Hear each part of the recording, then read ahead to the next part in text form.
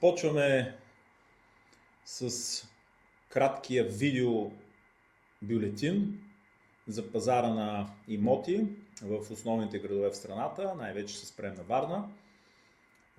Бюлетина на Comfortiforus Brokers.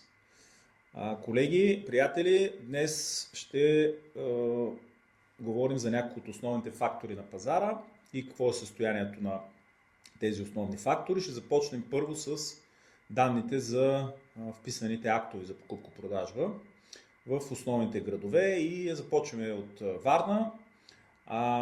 За първото 9-месечие на годината имаме лек спад 1%, което е единствения голям град в страната, който има някакъв спад. За сравнение, София е с ръст от 15% на обема от вписани актове.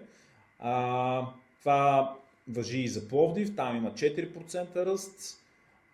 Другия голям пазар Бургас е с 3% ръст, в Русе ръста е 8% на обема от сделки, Стара Загора е с 10%. В някои от по-малките градове, например Габрово, има 1% спад, в Кюстендил е 5% ръста. Така че пазара на имоти, може да кажем, като обем от вписани сделки, е в едно добро състояние.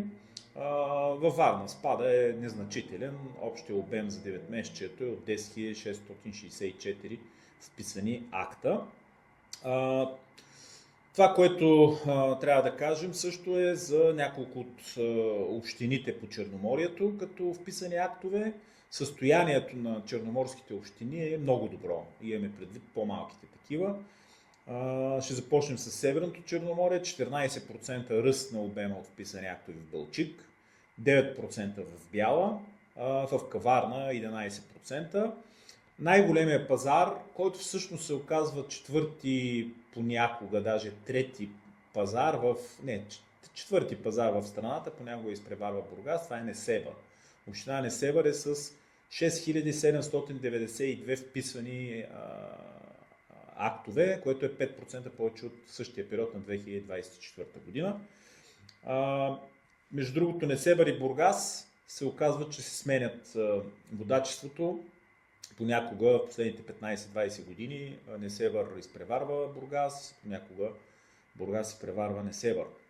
Поморие 7% ръст, Царево 1104. Само за сравнение, община Несебър 6700 вписани акта, а например община Бяла е с 837 за същия период. Виждате каква е разликата в обема т.е. в пазарния дял по отношение на черноморските общини. Другия важен фактор, който следим, са вписаните законни и договорни ипотеки в страната и в по-големите градове. Тук може да кажем, че кондицията на този фактор е много добра. Във всички големи градове в страната, 6 обичайно следим, имаме ръстове и то значителни. Това между другото отчита и БНБ, не само като брой вписани договорни и законни ипотеки, но и като обеми, които са сключени за последните месеци. 15% е ръста в София на сключените законни и договорни ипотеки, в Пловдив 15% също, във Варна 17%, в Бургас 20%, в Русе 11%. За страната общият процент, средния осреднения процент е 15%, а броя е 48 000 вписани законни и договорни ипотеки. За Варна този обем е 4728 точно. Следващият важен параметр, на който трябва да обърнем, между другото, преди да стигна и до разрешенията за строеж като следващия основен фактор, който следим, е, че трябва да кажем като съотношение обем от вписани актове и вписани договорни и законни ипотеки в София е значително по-висок, отколкото в останалите големи градове. Там достигна 62-3% вече това съотношение. Вероятно за апартамент ще бъде още по-голям, т.е. за жилищните имоти. Например, Пловдив, Варна, Бургас се движи около 35-36%. Вече за по-малките градове понякога не достига и 20% съотношението на сделките, които се случват с някакво ипотечно кредитиране. Другия интересен факт е, че в Несебър този процент също е много нисък. Тоест там се включват основно сделки с кешови пари. И сега да минем към ситуацията на строителния пазар, т.е. на пазара на разрешения, т.е. на ново строителство и данните за разрешенията за строеж са следните. Варна за първото 9-месечие имаме 3621 единици, които са поискани като разрешение за строежи. Това е с 16% ръст. 441 хиляди квадратни метра разгъната застроена площ, което пак е 16% ръст. Ще обърнете внимание и след малко, като ви дам информация за започнатото ново строителство, а не за разрешенията. Там нещата са драматично различни.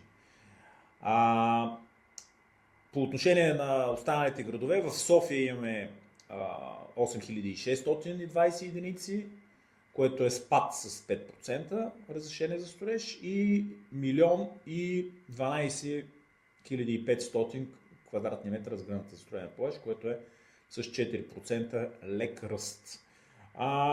Почти навсякъде в останалите градове, Пловдив, Бургас, Русе, имаме ръстове на разрешенията за строеж, както в разгъната застроена площ, така и в единици като жилищни такива.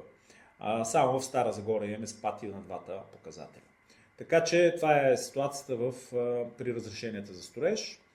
Сега, как стоят нещата обаче с започнатото ново строителство със същия период, първото 9-месечие на 25-та година? Абсолютно навсякъде имаме червени показатели.